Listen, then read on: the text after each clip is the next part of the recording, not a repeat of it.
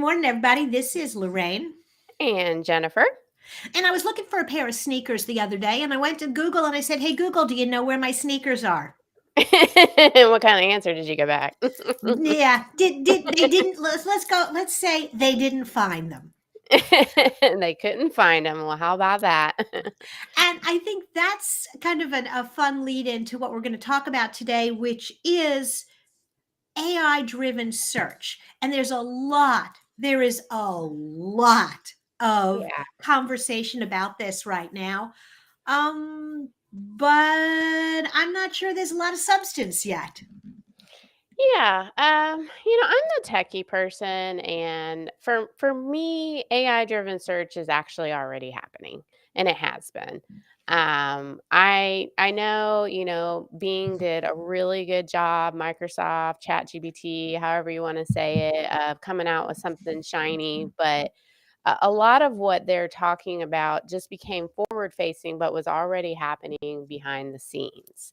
Um, I can give examples like with Google search. You could go ask it what time it is. What's the weather in here? You could say, what's the score of this basketball game? And it uses AI and it goes out and scrapes the internet and gives you the answer. So this was already happening. This is just another form. Absolutely. And I think, there are a couple things that I think people need to know about to kind of set the stage. And the first is, if somehow you've had your head under a rock the last couple of weeks, Microsoft and Bing have announced that they are now going to be using AI driven search side by side with algorithms, Hmm. and that they're using the chat GPT intelligence. And so right now it's not available to everybody, but you're seeing a lot of journalists that are testing it. And basically what's going to happen if you go to Bing once it's up and running is you'll ask a question and you're going to get two sets of results. You're going to get the familiar text driven, lots of links to appropriate Hmm. articles. And then you're going to get the AI search, which is going to synthesize that information and give you a paragraph or just an answer that may or may not. I mean, eventually at the bottom there will be links, but basically there'll be an answer to your question. And Google kind of already did this. There was some searches that you did and you would find little paragraphs of what the answer was, but then you could directly kind of click on the link and go over to the website that was giving that answer. So this is more of accumulation of several people and maybe not always giving credit. I believe the credit is down at the bottom with what sources they went to actually get that information. And I think the challenge as a user is twofold. Number one, when okay, I've been doing searching on the internet for however many years there have been search engines, and I'm used to getting a string of articles, and I've learned how to skim very quickly. Junk, junk, junk. Ooh, that's interesting. Let's go to that. Right. And what AI driven search is going to try to do is synthesize all of that and give me a more informed synopsis answer. The problem is, go back to my first description when I read the headlines: junk, junk, good. Yep. So The it might AI, not be accurate. I'm not a fan of this. I am not a fan of one source telling me. I'm not a fan of a lot of people don't go past surface information and they take it for face value, just like it happened on social media. So I'm not a big fan of what's happening is going to happen, but I can't change it. What can I do to adapt to it? But I'm not a fan of it. I think it's going to make us dumber. hard to believe that that could happen with some people, but no, okay, no, we're not going to go there. I do think that it's going to be interesting to watch to see over time what consumers, the average searcher, actually does, because people don't, the internet has taught us we don't have to read a lot of text. We can read headlines. And Mhm. now what Bing and what Google is trying to do, though they did it unsuccessfully, is They're going to give us a paragraph. And I don't know that that's something that searchers have necessarily signed up and said that's what they want. So it's Yeah. interesting to see the evolution. And the reason it was incorrect is because it's scanning the internet, and not everything on the internet is true. Mm-mm. And so it's going to find incorrect information.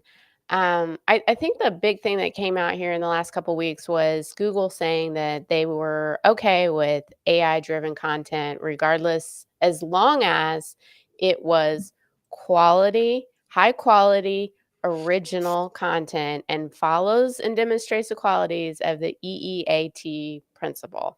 And the EEAT principle is, Expertise, experience, authoritativeness, and trustworthiness. So, does the person who wrote it, not the right word, expertise, do they have expertise in that field? So, that's attributing to the author. Do they have the right experience? Are they authoritative, and is that trustworthiness? And so experience is going to mean within your content, can you give firsthand situations that you yourself have actually demonstrated? That is going to be the difference in high quality, because that's going to be original, because that's going to be attributed to you. and so, I really want to come back to that EEAT idea as people are wrestling with, on the one hand, do I like AI driven search? But on the other hand, how do I adjust my content so it's more valuable? Because the reality is, you may have optimized your website for a keyword and you may dominate in algorithm search.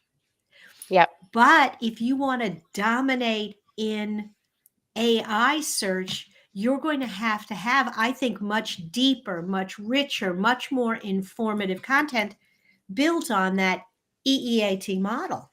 It's going to need to be original. I want to give a scenario though where some people are showing that they are using AI and completely AI driven content, and they are in fact ranking. And I want to explain why that is happening. The reason that is happening is you really have to look at your competitors and what does your competitors have that are competing in the same space. If it is the difference between a website that has no content and a website that has AI generated content, which they could have been doing for the last couple of years, the AI generated content is going to rank because some content is better than no content. But Mhm. if the person that has no content comes in and starts to write this highly authoritative, original content that is better than the AI, it's going to take over the AI content. Absolutely. And so, in the long run, all of these enhancements in the search methodology Yeah. is going to put pressure on every website to provide rich, relevant content that answers customer questions. Yep. Yep. I'll tell you too, we did an experiment. So we opened up two different chat GPT accounts and we asked them both the same question. And the problem is they both answered it about 95% the same. Mhm. So if you're out there asking ChatGPT and having them write that exact, your content is going to be the same. So why would Google want to rank your content any higher than anybody else when you're on equal playing field? So you're going to Mhm. have to step it up. Absolutely. I mean, again, I I think that artificial intelligence, it has a place. There was an interesting interview with a journalist who's testing the model, and he's very clear as he was testing it. He says this is not a sentient being, so we don't have to. Those of us that are sci-fi geeks, we're Yeah. not looking at the beginning of the rise of the machine that is eventually going to attack us. That may happen, but not because of this. But we do need to realize that the AI is taking its cues from the questions that you ask it. So if you're going to use AI to write content, you may want to think about maybe some unusual spins on those questions, as well as some editing afterwards. Yes, for sure. And I just want to reiterate that Google put out its first blog post talking about how they were handling AI generated content in February of 2011. This is not new. This is not Oh. new. They've handled this before. They've been handling it. I think Microsoft being ChatGPT did a really great job of marketing and repackaging. We'll see how this goes. My personal opinion is my money is not on Microsoft to come up with an innovative product. I'm sorry. You know, one of the things that I think Microsoft has always done is they they consistently shoot for the middle. You know, Great Microsoft set. Word.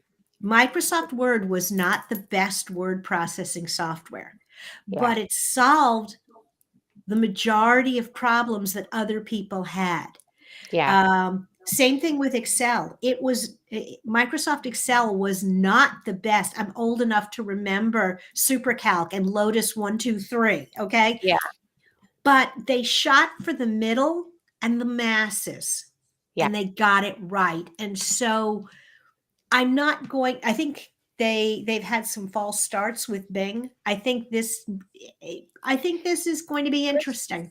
Yeah, perception is reality. Mhm, That no matter what, I think you have to start looking at all these heads of departments over in Google. Most recently, YouTube head of employee number 12, I think, mhm, left and is leaving. So there's a lot of them that are leaving. So there's something else going on. They just laid off a ton of people. So I actually want somebody to come out and give Google a run for their money. I really, really do. So mhm, I'm cheering for them. I'm just looking at history and mhm. historical. They did an excellent job though, spinning it as something exciting. Now, what it does though that I haven't seen in a lot of places is asking it to write me some code, asking it to do some of those items, an Excel sheet, stuff like that. That I haven't seen that anywhere. Mhm. So that's all new. Yeah. So this is going to be a really interesting year if Yeah. you're in SEO and in search. And I guess my advice to the average business owner is while all of the search engines are figuring out AI versus algorithm search, what you need to do as a business owner is just keep creating great, fresh, relevant, authoritative content. Yep. Yep. Absolutely. All right. All right, guys. Well, we will see you next week. Take care.